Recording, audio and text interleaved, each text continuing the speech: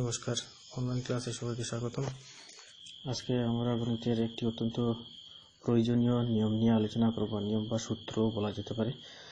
যদিও এটি সরাসরি গণিতের বইয়ে নেই, তবুও সব ক্ষেত্রে এটি প্রযোজ্য। আমার এই ক্লাসটি ক্লাস 5 থেকে শুরু করে ক্লাস 8 পর্যন্ত ছাত্রছাত্রীদের জন্য অত্যন্ত দরকারি। আসুন শুরু করা যাক। এই নিয়মটি হলো ঐকিক নিয়ম। ঐকিক মানে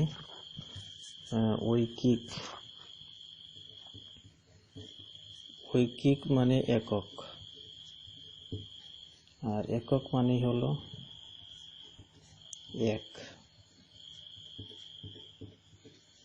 একক ঐকিক, একক মানে এক, ওয়ান, একটির জন্য বাই করতে হবে। এটাকে ঐকিক নিয়ম বা ইউনিটারি মেথড বলা হয়, ইংরেজিতে ইউনিটারি মেথড। তো এখন একটি প্রশ্ন আমি দিয়েছিলাম গ্রুপে, একটি কলমের দাম 5 টাকা হলে 5টির দাম কত? তো আমরা এটা এই নিয়ম অনুযায়ী প্রশ্নে দেখো, এখানে দাম বাইর করতে হবে। দাম কত? এই দাম মানে টাকা হিসাবে হবে, তো টাকা বাইর করতে হবে। এই টাকাটা আমরা ডান দিকে লিখব, ডান দিকে। তো এই নিয়ম অনুযায়ী যে জিনিসটা বাইর হবে সেটা ডান দিকে রাখতে হবে। তারপর একের জন্য বাইর করতে হবে।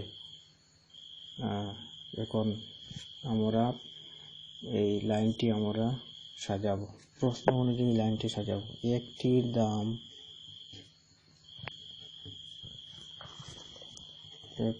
দাম 5 টাকা। তো আমি লিখলাম একটির দাম 5 টাকা। প্রশ্নে দেওয়া ছিল একটির দাম 5 টাকা হলে 5টির দাম কত? একটির দাম 5 টাকা। টাকা বাইর করতে হবে, তো টাকা ডান দিকে রাখলাম।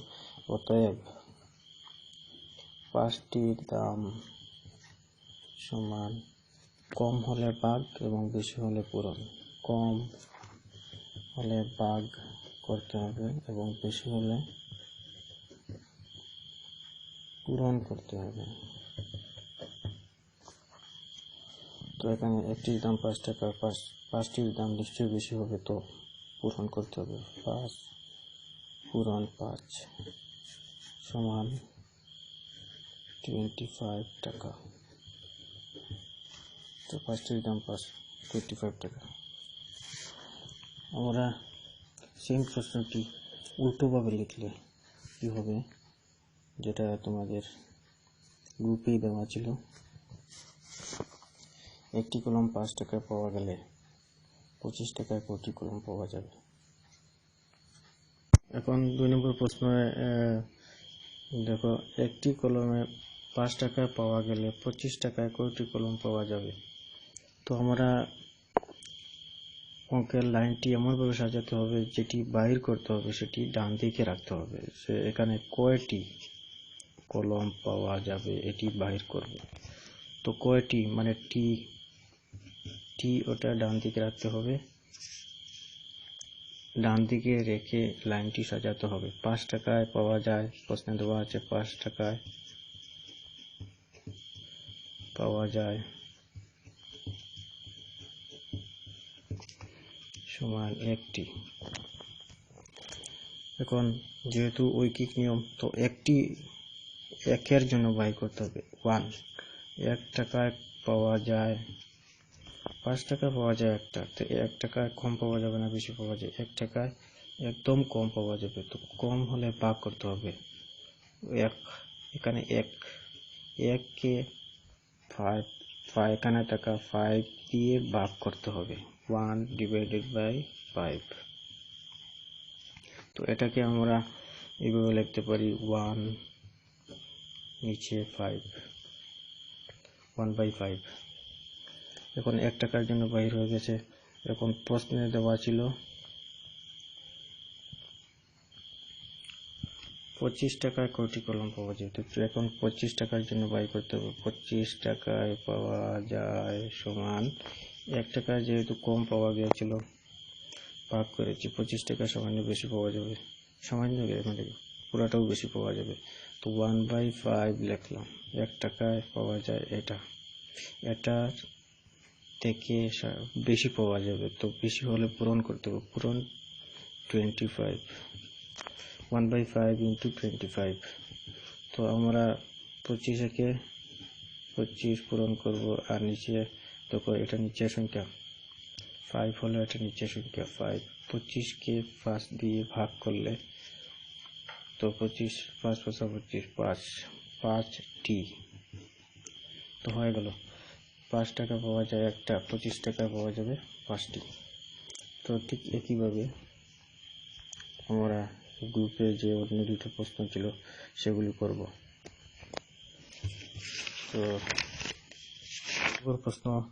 3 নম্বর প্রশ্নে দেখো, এক হালি কলার দাম 28 টাকা হলে 60টির দাম কত? তো এক হালি, আসলে এক হালি সমান কত? এক হালি মানে 4টা এক হালি।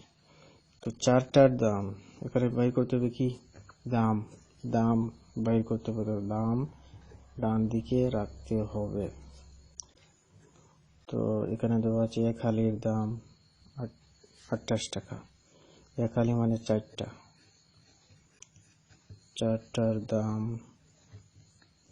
সমান 28, 4টার দাম 28। অতএব একটার জন্য বাই করতে হবে, যেহেতু এটি ঐকিক নিয়ম। তো একটার দাম কম হবে না বেশি হবে? কম হবে, নিশ্চয়ই কম হবে। তো একটির দাম কম হলে ভাগ করতে হবে 28 / 4। তো এটা এভাবে লিখতে পারবে 28 নিচে 4। প্রথমে যে সংখ্যাটা থাকবে সেটি দিয়ে ভাগ করতে হবে। এখন একটার জন্য বাইর হয়ে গেল। এখন প্রশ্নে দেওয়া দেখো 60টির জন্য, 60টির জন্য বের করতে হবে। অতএব 60টির জন্য 60টার দাম কম হবে না বেশি হবে? নিশ্চয়ই একটার থেকে বেশি হবে। তো একটার যে জিনিসটা পাওয়া গেল সেটার সঙ্গে পূরণ করতে হবে। তো 28 / 4 তার সাথে পূরণ করতে হবে 7। তো এখানে যেহেতু 4 দ্বারা আমরা 28কে ভাগ করলে বা কাটাকাটি করলে 4 × 7 = 28। এখন নিচের সংখ্যাটি কাটা গিয়েছে, তখন 7 পূরণ 7 থাকবে, 7 × 7, 7 × 7 = 49, 49 টাকা। তো হয়ে গেল 4টার দাম 28 টাকা হলে 60টির দাম 49 টাকা। তোমরা মনে মনে চিন্তা করো, এক হালি কলার দাম 28 টাকা হলে 60টির দাম কত? অঙ্কর দিকে না তাকিয়ে, এদিকে অঙ্ক যেটা করা হয়েছে সেটির দিকে না তাকিয়ে মনে মনে মুখে অঙ্কটা করতে পারবে। এক হালি মানে 4টার দাম 28 টাকা হলে একটার দাম কত হবে? তো 4 দিয়ে 28কে ভাগ, মানে 4 × 7 = 60 টাকা। একটার দাম 60 টাকা, তো 60টার দাম 7 × 7 = 49 টাকা।